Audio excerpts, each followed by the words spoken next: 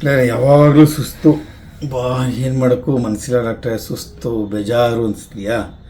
ಅಥವಾ ಕ್ರೇವಿಂಗ್ಸ್ ಅದು ತಿನ್ನಬೇಕು ಇದು ತಿನ್ನಬೇಕು ಅಂತ ದೇಹ ಕೇಳ್ತಾ ಇದೆಯಾ? ನಾಲ್ಗೆ ರುಚಿ ಕೇಳ್ತಾ ಇದೆಯಾ? ಅಥವಾ ಕೂದಲು ಜಾಸ್ತಿ ಉದುರೋಗ್ತಾ ಇದೆಯಾ? ಚರ್ಮದೆಲ್ಲ ಸುಕ್ಕಿಡ್ದಿದೆಯಾ? ತುಟಿ ಎಲ್ಲ ಹೊಡಿತಾ ಇದೆಯಾ? ಉಗುರುಗಳು ಬೆಟ್ಟಲ್ಲಾಗೋದು ಅಂತೇಳಿ ಆ ಥರ ಆಗ್ತಾ ಇದೆಯಾ? ಅಂದರೆ ದೇಹ ನಿಮಗೆ ಕೂಗಿ ಕೂಗಿ ಹೇಳ್ತಾ ಇದೆ, ನನಗೆ ನ್ಯೂಟ್ರಿಯೆಂಟ್ಸ್ ಕಡಿಮೆ ಇದೆ, ನ್ಯೂಟ್ರಿಯೆಂಟ್ಸ್ ಕೊಡು ಅಂತ. ದೇಹದ ಒಂದು ಲ್ಯಾಂಗ್ವೇಜ್ ಇರುತ್ತಲ್ವ, ಅದಕ್ಕೆ ಕೆಲವು ಡಿಫಿಷಿಯನ್ಸಿ ಆದಾಗ ಈ ರೀತಿಯ ಒಂದು ಸೈನ್ಸ್ ಆ್ಯಂಡ್ ಸಿಂಪ್ಟಮ್ಸ್ನ ಪ್ರೊಡ್ಯೂಸ್ ಮಾಡುತ್ತೆ. ಅದನ್ನು ನೀವು ಅರ್ಥ ಮಾಡ್ಕೋಬೇಕು. ಸೊ ಯಾವ್ಯಾವ ಆಹಾರ ಪದಾರ್ಥಗಳು ಕಡಿಮೆ ಆದಾಗ, ಡಿಫಿಷಿಯನ್ಸಿ ಆದಾಗ, ನ್ಯೂಟ್ರಿಯೆಂಟ್ಸ್ ಕಡಿಮೆ ಆದಾಗ, ವೈಟಮಿನ್ಸ್ ಇರ್ಬೋದು, ಮಿನರಲ್ಸ್ ಇರ್ಬೋದು, ಐರನ್ ಇರ್ಬೋದು, ಯಾವುದು ಕಡಿಮೆ ಆದಾಗ ನಿಮ್ಮ ದೇಹ ಯಾವ ರೀತಿಯ ಸೈನ್ಸ್ ಆ್ಯಂಡ್ ಸಿಂಪ್ಟಮ್ಸ್ ಪ್ರೊಡ್ಯೂಸ್ ಮಾಡುತ್ತೆ, ಅದನ್ನ ಹೇಗೆ ಟೇಕಲ್ ಮಾಡಬೇಕು, ಹೇಗೆ ಫಿಕ್ಸ್ ಮಾಡಬೇಕು, ಯಾವ್ಯಾವ ಆಹಾರ ಪದಾರ್ಥ ತೊಗೋಬೇಕು ಅಂತ ಪೂರ್ತಿ ವಿಡಿಯೋದಲ್ಲಿ ವಿವರವಾಗಿ ಹೇಳ್ತೀನಿ. ಹೇಗೆ ಹೆಲ್ತಿಯಾಗಿ ಎನರ್ಜೆಟಿಕ್ ಆಗಿರಬೇಕು ಅಂತ ಕೊನೆಯಲ್ಲಿ ಟಿಪ್ಸ್ ಹೇಳ್ತೀನಿ. ಪೂರ್ತಿ ವಿಡಿಯೋನ ಮರದಲ್ಲಿ ಗೆಳೆಯರೆ. ನಾನು ಪ್ರೊಫೆಸರ್ ಡಾಕ್ಟರ್ ಮುರಳೀಧರ ಅಂತ. ಸಾಧಾರಣ 440ಕ್ಕೂ ಹೆಚ್ಚು ವಿಡಿಯೋಗಳನ್ನ ಮಾಡಿದ್ದೀನಿ. ಸದ್ಯದಲ್ಲೇ 1 lakh ಸಬ್ಸ್ಕ್ರೈಬರ್ಸ್ ಆಗಿದ್ದಾರೆ. ದಯವಿಟ್ಟು ಇವಾಗಲೇ ಸಬ್ಸ್ಕ್ರೈಬ್ ಮಾಡಿ, ಲೈಕ್ ಮಾಡಿ, ಶೇರ್ ಮಾಡಿ. Please bless me to reach 1 lakh subscribers.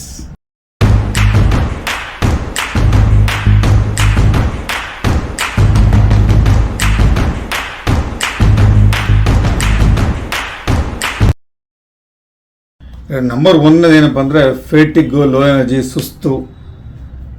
ಸ್ವಲ್ಪ ಕೆಲಸ ಮಾಡಿದ್ರೆ ಸುಸ್ತಾಗ್ಬಿಡುತ್ತೆ, ಹೆಚ್ಚು ಕೆಲಸ ಮಾಡೋಕ್ಕೆ ಮನಸ್ಸು ಬರ್ತಿಲ್ಲ, ಸುಸ್ತಾಗ್ಬಿಡುತ್ತೆ, ಬೇಗ ಸುಸ್ತಾಗುತ್ತೆ ಅಂತ. ಏನಂತಾರೆ, ಬೇಸಿಗೆ ಕಾಲಪ್ಪ ಸುಸ್ತಾಯಿದೆ ಅನ್ಕೊಳ್ತಾರೆ, ಇಲ್ಲ ವಯಸ್ಸಾಯಿತು ಸುಮ್ಮನೆ ಅದಕ್ಕೆ ಸುಸ್ತಾಯಿದೆ ಅಂದ್ಕೊಳ್ತಾರೆ. ಅಲ್ಲ ನೋಡಿ, 3 mineral important: iron, vitamin B12 and magnesium ಅಂತೀವಿ. ಸೊ ಈ 3 ಕಡಿಮೆ ಆದಾಗ ದೇಹದಲ್ಲಿ, ಎಸ್ಪೆಷಲಿ ಐರನ್ ಕಡಿಮೆ ಆದಾಗ, ನಿಮ್ಗೆ ಐರನ್ ಗೊತ್ತಾಗಂಗೆ ಹಿಮೋಗ್ಲೋಬಿನ್, ರಕ್ತದಲ್ಲಿ ಐರನ್ ಅಂಶ ಇದ್ರೇ ನಿಮಗೆ ಆಕ್ಸಿಜನ್ ಲಂಗ್ಸಿಂದ ಎಲ್ಲ ದೇಹದ ವಿವಿಧ ಅಂಗಗಳಿಗೆ ಸಪ್ಲೈ ಆಗುವಂಥದ್ದು. ಸೊ ಐರನ್ ಡಿಫಿಷಿಯನ್ಸಿ ಇತ್ತಂತಂದರೆ ಅವಾಗ ಆಕ್ಸಿಜನ್ ಸರಿಯಾಗಿ ಸಪ್ಲೈ ಆಗಲ್ಲ, ಸುಸ್ತಾಗುತ್ತೆ, ಚಿಕ್ಕ ಪುಟ್ಟ ಕೆಲಸ ಮಾಡಿದಾಗ ಸುಸ್ತಾಗುತ್ತೆ, ಫೆಟಿಗ್ ಇರುತ್ತೆ, ಒಂಥರ ಲೇಜಿನೆಸ್ ಇರುತ್ತೆ. ಹಾಗೆ ಐರನ್ ಅಂಶ ಕಡಿಮೆ ಇದೆ ಅಂತ. ವೈಟಮಿನ್ B12 ಕೂಡ ಅದೇ ರೀತಿ, ಹಿಮೋಗ್ಲೋಬಿನ್ ಸೆನ್ಸ್ಗೆ ವೈಟಮಿನ್ B12 ಬೇಕು, ಅದು ಕೂಡ ಕಡಿಮೆ ಆದಾಗ ನರ್ವ್ ಫಂಕ್ಷನ್ಸು, ಮಸಲ್ ಫಂಕ್ಷನ್ಸ್ ಸರಿ ಆಗಲ್ಲ, ಅವಾಗ ಕೂಡ ನಿಮಗೆ ಸುಸ್ತಾಗುವಂಥದ್ದಾಗ್ಬೋದು. ಮೆಗ್ನೀಷಿಯಮ್ ಅದೇ ರೀತಿ, ಮೆಗ್ನೀಷಿಯಮ್ ಕಡಿಮೆ ಆದರೂ ಈ ಥರ ಸೈನ್ಸ್ ಸಿಂಪ್ಟಮ್ಸ್ ಬರೋದು ಕಡೆ ಇದೆ. ಸೊ ಹಾಗೆ ಈ ರೀತಿಯ ಸೈನ್ಸ್ ಆ್ಯಂಡ್ ಸಿಂಪ್ಟಮ್ಸ್ ಅಂದರೆ ಎಲ್ಲೋ ಈ 3 ಮಿನರಲ್ಸ್ಗಳು ನೀವು ದೇಹದಲ್ಲಿ ಕಡಿಮೆ ಆಗಿದೆ ಅಂತ ಇಂಡೈರೆಕ್ಟ್ ದೇಹ ನಿಮಗೆ ತಿಳಿಸ್ತಾ ಇದೆ ಅಂತ ಅರ್ಥ. ಸೊ ಈ ಯಾವ್ಯಾವ ಆಹಾರ ಪದಾರ್ಥ ಐರನ್ ಹೇಳಿದಂಗೆ, ಗ್ರೀನ್ ಲೀಫ್ ವೆಜಿಟೇಬಲ್ಸ್, ಎಸ್ಪೆಷಲಿ ನುಗ್ಗೆ ಸೊಪ್ಪು ತುಂಬ ರಿಚ್ಚು ಐರನಲ್ಲಿ. ಸೊ ಐರನ್ ರಿಚ್ ಫುಡ್ ಅಂತ ಹೇಳ್ದಂಗೆ ಗ್ರೀನ್ ಲೀಫ್ ವೆಜಿಟೇಬಲ್ಸು, ಎಸ್ಪೆಷಲಿ ನುಗ್ಗೆ ಸೊಪ್ಪು. ಮೆಗ್ನೀಷಿಯಮ್ಗೆ ಸೊಪ್ಪು ತರಕಾರಿಗಳೆಲ್ಲ ಸಿರುತ್ತೆ. ಜೊತೆಗೆ ನಿಮಗೆ ವೈಟಮಿನ್ B12 ಕೂಡ ಅಷ್ಟೇ. ಕೆಲವರಿಗೆ ವೆಜಿಟೇರಿಯನ್ಸ್ಗೆ ವೈಟಮಿನ್ B12 ಕಡಿಮೆ, ಕೆಲವು ವೈಟಮಿನ್ B12 ಮಾತ್ರೆ ಕೂಡ ಉಪಯೋಗಿಸ್ಬೋದು. ಜೊತೆಗೆ milk and milk products, egg, ಇವನ್ನೆಲ್ಲ ತಿನ್ನೋದ್ರಿಂದ ನಿಮಗೆ ಈ ರೀತಿಯ ಪೋಷಕಾಂಶಗಳು ದೇಹಕ್ಕೆ ಸಿಗುತ್ತೆ. ಆಟೋಮೆಟಿಕ್ಕಾಗಿ ನೀವು ಚೈತನ್ಯಯುಕ್ತ ಆಗ್ತೀರಾ, ಕೆಲಸ ಮಾಡೋಕ್ಕೆ ಮತ್ತು ಎಲ್ಲ ರೀತಿಯ ಒಂದು ಉಲ್ಲಾಸ, ಒಂದು ಖುಷಿ ನಿಮ್ಮ ದೇಹದಲ್ಲಿ ಬರುತ್ತೆ. ನಂಬರ್ 2 ಅಂತಂದರೆ ಕೂದಲು ತಿನ್ನಾಗುವಂಥದ್ದು, ಕೂದಲು ಉದುರುವಂಥದ್ದು ಹೆಚ್ಚು ಅಲ್ವಾ. ಎಸ್ಪೆಷಲಿ ಹೆಣ್ಮಕ್ಳಿಗೆ ಕೂದಲು ಬಗ್ಗೆ ಬಹಳ ಪ್ರೀತಿ ಅಲ್ವಾ. ಕೂದಲೆಲ್ಲ ತೆಳುವಾಗ್ತದೆ. ಮೊದಲ ಇಷ್ಟು ದಪ್ಪ ಇತ್ತು ಸರ್ ಕೂದಲು, ಇವೆಲ್ಲ ತೆಳುವಾಗ್ಬಿಟ್ಟಿದೆ, ಜಡೆ ಹಾಕಿ ಇಷ್ಟೇ ದಪ್ಪ ಇರುತ್ತೆ, ಅದಕ್ಕೆ ಹೆಚ್ಚಿನ ಒಂದು ಚೌರಿ ಹಾಕ್ಕೊಂಡು ಹಾಕ್ಕೊಳ್ತಾರೆ ಹೆಣ್ಮಕ್ಳು ಪಾಪ. ಸೊ ಜಡೆ ತಿನ್ನಾಗ್ಬಿಡುತ್ತೆ ಬರ್ತಾ ಕೂದಲೆಲ್ಲ ದಟ್ಟವಾಗಿದ್ದೆಲ್ಲ ಕಡಿಮೆ ಆಗುತ್ತೆ ಸಾಂದ್ರತೆ. ಜೊತೆಗೆ ಕೂದಲು ಉದುರೋದು ಅಲ್ವಾ. ರಾತ್ರಿ ಮಲಗಿರ್ತೀರ, ಬೆಳಗ್ಗೆ ಎದ್ದು ನೋಡಿದ್ರೆ ದಿಮ್ಮೇಲೆ ಇಷ್ಟು ಕೂದಲು ಉದುರಿರುತ್ತೆ. ತಲೆಗೆ ಸ್ನಾನ ಮಾಡ್ತೀರಾ, ಇಷ್ಟಿಷ್ಟು ಕೂದಲಲ್ಲಿ ಬಚ್ಚಲು ಸಿಗುತ್ತೆ ಅಲ್ವಾ. ಬಾಚಣಿಗೆ ಹೆಣ್ಮಕ್ಳು ಕೂದಲು ಬರ್ತಾರೆ ನೋಡಿದ್ರೆ ಇಷ್ಟಿಷ್ಟು ಕೂದಲು ಬಿದ್ದು ಹೋಗ್ತಾ ಇರುತ್ತೆ. ಯಾಕೆ ಸರ್ ಅಂತ ಕೇಳ್ತಾರೆ. ನೋಡಿ, ನಿಮಗೆ ಕೂದಲು ಬೆಳವಣಿಗೆಗೆ, ಕೂದಲು ಚೆನ್ನಾಗಿರಬೇಕು ಅಂದರೆ ಐರನ್ನು, ಜಿಂಕ್ ಮತ್ತು ಬಯೋಟಿನ್ ಅಂತ ಈ 3 ಪೋಷಕಾಂಶಗಳು ಭಾಳ ಇಂಪಾರ್ಟೆಂಟು. ಈ 3 ಪೋಷಕಾಂಶಗಳು ಕಡಿಮೆ ಇದ್ದಾಗಲೇ ಕೂದಲು ತಿನ್ನಾಗುವಂಥದ್ದು, ಉದುರುವಂಥದ್ದು ಅಲ್ವಾ. ಸೊ ಇದೊಂದು ಒಳ್ಳೆ ಉತ್ತಮವಾದ ಒಂದು ಸಲಹೆ ಹೆಣ್ಣುಮಕ್ಳಿಗೆ. ದಯವಿಟ್ಟು ಯಂಗ್ಸ್ಟರ್ಸ್ಗೆ, ಹೆಣ್ಮಕ್ಳಿಗೆ ಯಾರು ಕೂದಲು ಬಗ್ಗೆ ಅತಿಯಾದ ಪ್ರೀತಿ ಪ್ರೇಮ ಇರುತ್ತಲ್ಲ, ಒಲವು ಇರುತ್ತಲ್ಲ, ಅಂಥವ್ರು ದಯವಿಟ್ಟು ವಿಡಿಯೋನ ಫಾಲೋ ಮಾಡಿ. ಸೊ ಈ 3 ಫುಡ್ ಯಾವ್ದು ಸಿಗುತ್ತಪ್ಪ ಅಂದರೆ ಐರನ್ ಆವಾಗಲೇ ಹೇಳ್ದಂಗೆ ಗ್ರೀನ್ ಲೀಫ್ ವೆಜಿಟೇಬಲ್, ಎಸ್ಪೆಷಲಿ ನುಗ್ಗೆ ಸೊಪ್ಪಲ್ಲೇ ಐರನ್ ತುಂಬ ಚೆನ್ನಾಗಿರುತ್ತೆ. ಸೊ ಐರನ್ನ ಅದರಲ್ಲೂ ಬಳಸ್ಕೋಬೋದು. ಜಿಂಕು ಮತ್ತು ಬಯೋಟಿನ್ನು ಬೇಳೆಗಳಲ್ಲಿ, ಕಾಳುಗಳಲ್ಲಿ, ಬೀಜಗಳು, ಎಲ್ಲ ರೀತಿಯ ಬೇಳೆಗಳು, ಎಲ್ಲ ರೀತಿಯ ಕಾಳುಗಳು, ಬೀಜಗಳಲ್ಲೂ ಕೂಡ ಜಿಂಕ್ ಯಥೇಚ್ಛವಾಗಿ ಸಿಗುತ್ತೆ. ಬಯೋಟಿನ್ ಕೂಡ ಸಿಗುತ್ತೆ. ಲೆಂಟಿನ್ಸಲ್ಲಿ, ಲೆಗ್ಯೂಮ್ಸ್ ಅಂತೀವಿ, ಇವುಗಳೆಲ್ಲದರಲ್ಲೂ ಕೂಡ ನಮಗೆ ಯಥೇಚ್ಛವಾದಂತಹ ಜಿಂಕು, ಬಯೋಟಿನು ಮತ್ತು ಐರನ್ ಸಿಗುತ್ತೆ. ಸೊ ಈ 3 ನಿಮ್ಮ ಆಹಾರ ಪದಾರ್ಥ ಏನಾಗುತ್ತೆ ಅಂತಂದರೆ, ಹೊಟ್ಟೆ ತುಂಬ ತಿನ್ಬಿಡ್ತೀವಿ 3 ಹೊತ್ತು ಸರ್, ಆದರೂ ಯಾಕೆ ಸುಸ್ತು ಅಂತಾರೆ. ನೋಡಿ, ಹೊಟ್ಟೆ ತುಂಬ ಬರೀ ಅನ್ನ ತಿಂದರೆ, ಅಥವಾ ಹೊಟ್ಟೆ ತುಂಬ ಬರೀ ಮುದ್ದೆ ತಿನ್ಬಿಟ್ರೆ, ಅಥವಾ ಹೊಟ್ಟೆ ತುಂಬ ಬರೀ ಚಪಾತಿನೂ ಅಂತ ತಿನ್ಬಿಟ್ರೆ ನಿಮಗೆ ಎಲ್ಲ ನ್ಯೂಟ್ರಿಯೆಂಟ್ಸ್ ಸಿಗಲ್ಲ. ಅದು ತಪ್ಪು ಮಾಡೋದು. ಎಸ್ಪೆಷಲಿ ಗರ್ಭಿಣಿಯರು, ಸ್ತ್ರೀಯರು ಏನಂತಾರೆ, ಹೊಟ್ಟೆ ತುಂಬ ತಿನ್ಬಿಡ್ತೀವಿ ಸರ್, ನಾನು ಹೆಲ್ತಿಯಾಗಿರ್ತೀನಿ ಅಂದ್ಕೊಳ್ತಾರೆ. ಮತ್ತು ತಾಯಂದಿರು ಅಷ್ಟೇ, ಸೊಸೆಯಂದ್ರಿಗೆ ಆಗಲಿ ಅಥವಾ ಮಗಳಿಗಾಗಲಿ, ಗರ್ಭಿಣಿ ಅಂದ ತಕ್ಷಣ ಹೊಟ್ಟೆ ತುಂಬ ಬರೀ ಅನ್ನ ತಿನ್ನಿಸ್ಬಿಡ್ತಾರೆ. ಹೊಟ್ಟೆ ತುಂಬ ಬರೀ ಅನ್ನ ತಿನ್ಸಿದ್ರೆ ನಿಮಗೆ ಆರೋಗ್ಯ ಬರಲ್ಲ. ಬ್ಯಾಲೆನ್ಸ್ ಫುಡ್ ಇರಬೇಕು. ಪ್ರೋಟೀನ್ಸ್ ಇರಬೇಕು, ಫ್ಯಾಟ್ ಇರಬೇಕು, ಕಾರ್ಬೋಹೈಡ್ರೇಟ್ಸ್ ಇರಬೇಕು, ಜೊತೆಗೆ ಮಿನರಲ್ಸು, ವೈಟಮಿನ್ಸ್ ಎಲ್ಲ ಇರಬೇಕು. ಅವೆಲ್ಲ ಇದ್ದಾಗಲೇ ಅದಕ್ಕೆ ಬ್ಯಾಲೆನ್ಸ್ ಡೇಟು, ಅವೆಲ್ಲ ಇದ್ದಾಗಲೇ ನಿಮ್ಗೆ ಆರೋಗ್ಯ ಬರುತ್ತೋ, ಅವೆಲ್ಲ ಇದ್ದಾಗಲೇ ನಿಮ್ಮ ಕೂದಲಾಗಲಿ, ಚರ್ಮದ ಒಂದು ಕಾಂತಿ ಆಗಲಿ ಎಲ್ಲ ಚೆನ್ನಾಗುವಂಥದ್ದು. ಎಲ್ಲ ರೀತಿಯ minerals, vitamins, proteins, fat, carbohydrates ಇರುವಂಥ ಬ್ಯಾಲೆನ್ಸ್ ಡೇಟ್ ತೊಗೊಂಡಾಗ ಮಾತ್ರ ಹೊಟ್ಟೆ ತುಂಬ ತಿಂದರೆ ಆರೋಗ್ಯ ಬರಲ್ಲ. ಚೆನ್ನಾಗಿ ನೆನ್ಪಿಟ್ಕೊಳ್ಳಿ. ನಂಬರ್ 3, ಇಲ್ಲಿ ಕ್ರ್ಯಾಕ್ಸ್ ಅಟ್ ದ ಲಿಪ್ಸ್ ಅಂತ ಈ ಕಡೆ ಇದಿರುತ್ತಲ್ಲ, ಇಲ್ಲಿ ಎಲ್ಲ ಹೊಡೆದು ಬಿಡುತ್ತೆ. ಕೆಲವರಿಗೆಲ್ಲ ಹೊಡಿತಾರೆ, ಸಿಕ್ಕಾಪಟ್ಟೆ ನೋವು, ಸ್ವಲ್ಪ ಅಂತ ತೆಗೆದು ಕಷ್ಟ, ಅನ್ನ ತಿನ್ನೋಕೆ ಕಷ್ಟ, ಇಲ್ಲೆಲ್ಲ ನೋವು ಆಗ್ತಾಯಿದೆ, ಇಲ್ಲೆಲ್ಲ ಉರಿ ಅಂತ ಹೇಳ್ತಾರೆ. ಸೊ ಲಿಪ್ಸ್ ಕ್ರ್ಯಾಕಿಂಗ್ ಆಗುತ್ತೆ, ಎಸ್ಪೆಷಲಿ ಇವೆರಡು ಕಾರ್ನರ್ಸಲ್ಲಿ ಲಿಪ್ಸ್ ಕ್ರ್ಯಾಕಿಂಗ್ ಆಗುವಂಥದ್ದು. ಸಾಧಾರಣ ನಿಮ್ಗೆ ವೈಟಮಿನ್ ಬಿ ಕಾಂಪ್ಲೆಕ್ಸ್ ಕಡಿಮೆ ಇದ್ದಾಗ, ವೈಟಮಿನ್ B12, ರೈಬೋಫ್ಲಾವಿನ್ ಇವುಗಳು ಕಡಿಮೆ ಇದ್ದಾಗ ಆ ರೀತಿಯ ಸೈನ್ಸ್ ಬರುತ್ತೆ. ಚರ್ಮ ಕೂಡ ಡಲ್ ಆಗುತ್ತೆ, ಚರ್ಮ ಶೈನಿನೆಸ್ ಇರಲ್ಲ, ಅನ್ಹೆಲ್ತಿಯಾಗಿ ಕಾಣುತ್ತೆ, ಕ್ರ್ಯಾಕ್ಸ್ ಎಲ್ಲ ಜಾಸ್ತಿ ಇರುತ್ತೆ. ಸೊ ಈ ರೀತಿ ಇದ್ದಾಗ ನೀವು ವೈಟಮಿನ್ ಬಿ ಕಾಂಪ್ಲೆಕ್ಸ್ ಇರುವಂಥ ಆಹಾರ ಪದಾರ್ಥಗಳನ್ನು ರೆಗ್ಯುಲರ್ ಉಪಯೋಗಿಸೋದು ಒಳ್ಳೆಯದು. ಗ್ರೀನ್ ಲೀಫ್ ವೆಜಿಟೇಬಲ್ಸಲ್ಲಿ, ಹೆಗ್ಗಲ್ಲಿ ಅವಳೆಲ್ಲ ಯಥೇಚ್ಛವಾಗಿ vitamin B12 plus vitamin B complex ಎಲ್ಲ ಇರುತ್ತೆ. ಸೊ ಹಾಗೆ ಈ ರೀತಿಯ ಆಹಾರ ಪದಾರ್ಥಗಳನ್ನ ನೀವು ರೆಗ್ಯುಲರ್ ಉಪಯೋಗಿಸ್ಕೊಳ್ಳಿ. ಈ ರೀತಿಯ ವೈಟಮಿನ್ಸ್ ಇರೋ ಆಹಾರ ಪದಾರ್ಥ ತೊಗೊಂಡ್ರೆ ನಿಮಗೆ ಆ ಒಂದು ಸ್ಕಿನ್ ಹೆಲ್ತ್ ಕಾಪಾಡ್ಕೊಳಕ್ಕಾಗತ್ತೆ, ಮತ್ತು ಈ ತುಟಿ ಹೊಡೆಯುವಂಥದ್ದು ಎಲ್ಲ ಕಡಿಮೆ ಆಗ್ತದೆ. ನಂಬರ್ 4 ಬಂದು tingling and numbness sensation in hands and feet ಅಂತ. Pins and needles in hands, ಕೈಯಲ್ಲಿ ಮತ್ತು ಪಾದಗಳಲ್ಲಿ ಏನೋ ಒಂದು ಚುತ್ತಾ ಇರೋಂಥ ಫೀಲಿಂಗು. ಟಿಂಗ್ಲಿಂಗ್ ಅಂದರೆ ಸರಿಯಾಗಿ ಒಂಥರ ಸೆನ್ಸೇಷನ್ ಹೆಚ್ಚು ಕಡಿಮೆ ಮಾಡೋದು, ಜೋ ಹಿಡ್ದಂಗೆ ಆಗೋದು, ಮರಗಡೆ ಹಿಂಗೆ ಕೊಡ್ಕೋಬೇಕಂತ ಇರುತ್ತೆ, ಎಲ್ಲ ಹಿಂಡ್ಕೊತಾ ಇರ್ತಾರೆ ಪೇಷಂಟ್ಸು ಅಲ್ವಾ, ಅಥವಾ ಇರುವೆ ಇರ್ದಂಗೆ ಆಡುವಂಥದ್ದು, ಮುಳ್ಳು ಚುಚ್ಚಿದೆ ಅನ್ನೋ ಫೀಲಿಂಗು. ಅದಕ್ಕೆ ಟಿಂಗ್ಲಿಂಗ್ ಆ್ಯಂಡ್ ನಮ್ನೆಸ್ ಸೆನ್ಸೇಷನ್ ಅಂತ. ಈ ಥರ ಸೆನ್ಸೇಷನ್ ಅಂದರೆ ಸಾಧಾರಣ ವೈಟಮಿನ್ B12 ಅಂತೀವಿ, ಅದಕ್ಕೆ ನ್ಯೂರೋಟ್ರೋಪಿಕ್ ವಿಟಮಿನ್ ಅಂತ ಕೂಡ ಕರಿತೀವಿ. ಎಸ್ಪೆಷಲಿ ನರ್ವ್ ಅಲ್ಲಿ ಒಂದು ಶೀತ್ ಅಂತ ಇರುತ್ತಲ್ಲ, ಮೈಲಿನ್ ಶೀತ್ ಅಂತೀವಿ, ಅದರ ಬೆಳವಣಿಗೆಗೆ, ಅದನ್ನು ಮೇಂಟೆನೆನ್ಸ್ಗೆ ವೈಟಮಿನ್ B12 ಭಾಳ ಇಂಪಾರ್ಟೆಂಟು. ಸೊ ಇದು ವೈಟಮಿನ್ B12 ಡಿಫಿಷಿಯನ್ಸಿ ಇದ್ದಾಗಲೇ ಈ ಥರ ಸೈನ್ಸ್ ಸಿಂಪ್ಟಮ್ಸ್ ಬರೋದು. ಜೊತೆಗೆ ಮುಖ್ಯವಾದ ಕಾರಣ ಏನಂತಂದರೆ ಥೈರಾಯ್ಡ್ ಕೂಡ ಇರ್ಬೋದು. ಥೈರಾಯ್ಡ್ ಇದ್ರೂ ಬರುತ್ತೆ, ಈವನ್ ಡಯಾಬಿಟಿಸ್ ರೀ, especially neuropathy, diabetes more common, ನಂತರ ಥೈರಾಯ್ಡ್ ಕೂಡ ಇರ್ಬೋದು. ಟಿಂಗ್ಲಿಂಗ್ ನಮ್ನೆಸ್ ಬರುವಂತಹ ಯಾವ ಕಂಡೀಷನ್ ಬರುತ್ತೆ ಅಂತ ಒಂದು ವಿಡಿಯೋ ಮಾಡಿದ್ದೀನಿ, ದಯವಿಟ್ಟು ಆ ವಿಡಿಯೋ ಪೂರ್ತಿ ನೋಡಿ. ಸೊ ವೈಟಮಿನ್ B12 ಡಿಫಿಷಿಯನ್ಸಿ ಕುರಿತಾಗಿ ಒಂದು ವಿಡಿಯೋ ಮಾಡಿದೆ ಅಂತ, ದಯವಿಟ್ಟು ಪೂರ್ತಿ ವಿಡಿಯೋಗಳು ನೋಡಿ, ನಾನು ಎಂಡ್ ವಿಡಿಯೋದಲ್ಲಿ ಹಾಕಿರ್ತೀನಿ. ಸೊ ಈ ರೀತಿಯ ಸಿಂಪ್ಟಮ್ಸ್ ಅಂದರೆ ವೈಟಮಿನ್ B12 ಕಡಿಮೆ ಇದೆ ಅಂತ ಅರ್ಥ.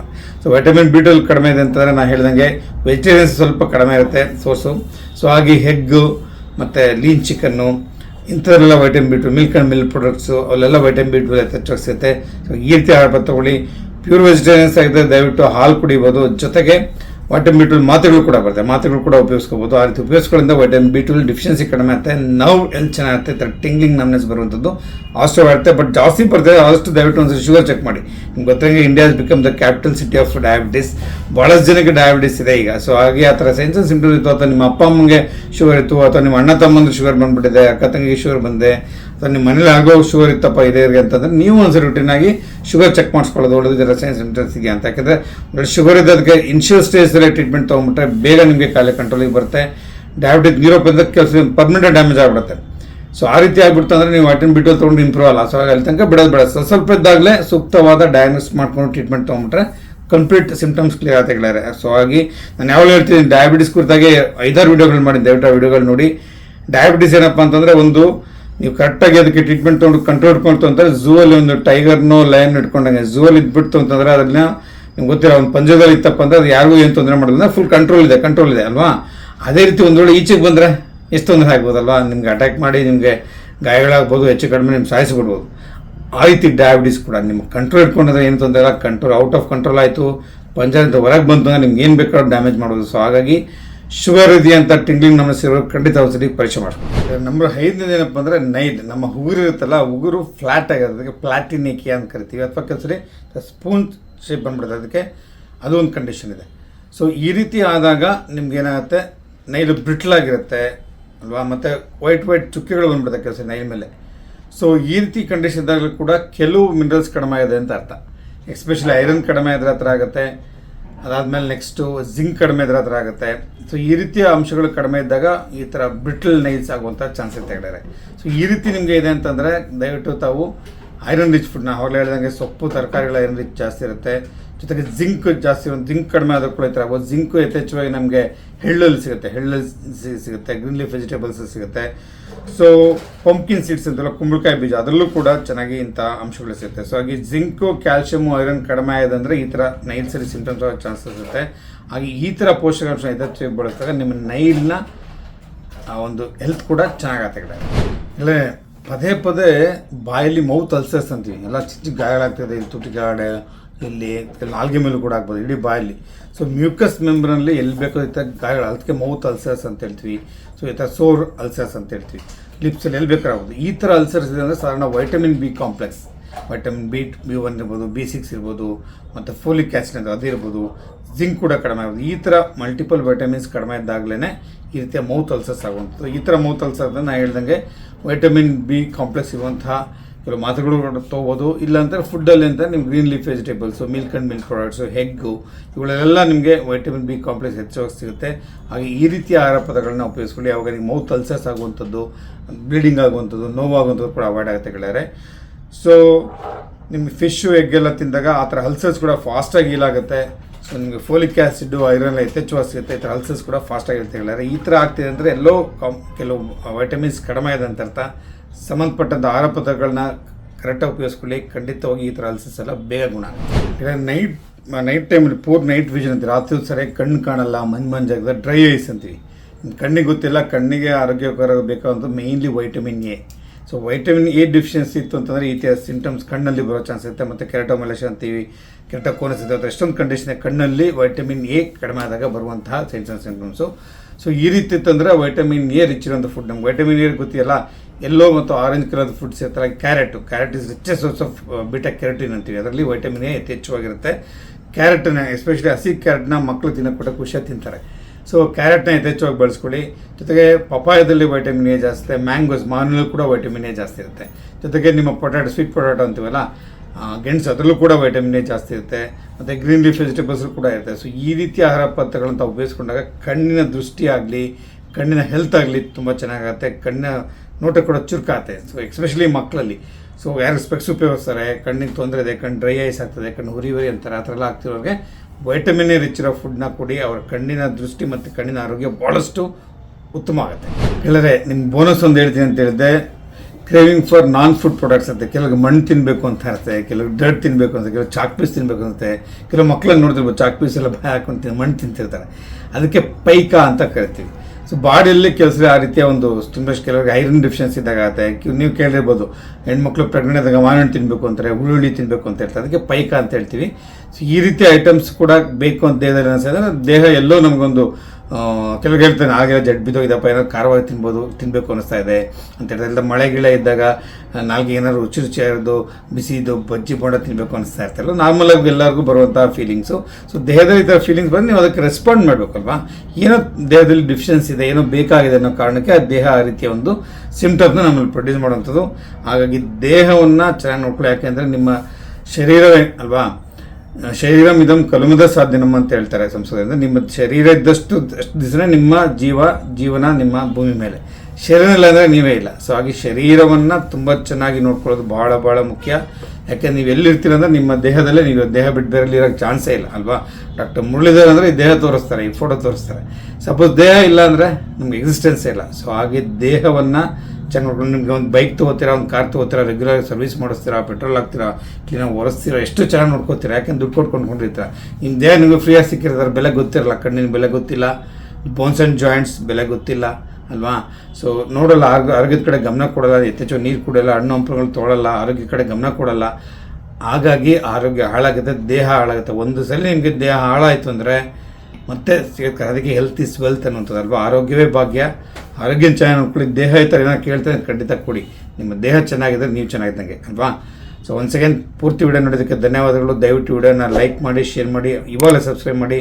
ನಿಮ್ಮ ಬಂಧು ಮಿತ್ರರಿಗೆ, ಫ್ಯಾಮಿಲಿ ಫ್ರೆಂಡ್ಸ್ಗೆ, ಫ್ಯಾಮಿಲಿ ಎಲ್ಲ ಕೂತ್ಕೊಂಡು ನೋಡುವಂತಹ ವಿಡಿಯೋ ಇದು. ದಯವಿಟ್ಟು ಅವ್ರಿಗೆಲ್ಲ ಫಾಲೋ ಮಾಡಿ, ಒನ್ಸ್ ಅಗೇನ್ ಸಬ್ಸ್ಕ್ರೈಬ್ ಮಾಡಿ. All the best. Wish you energetic, happy, healthy, wealthy life.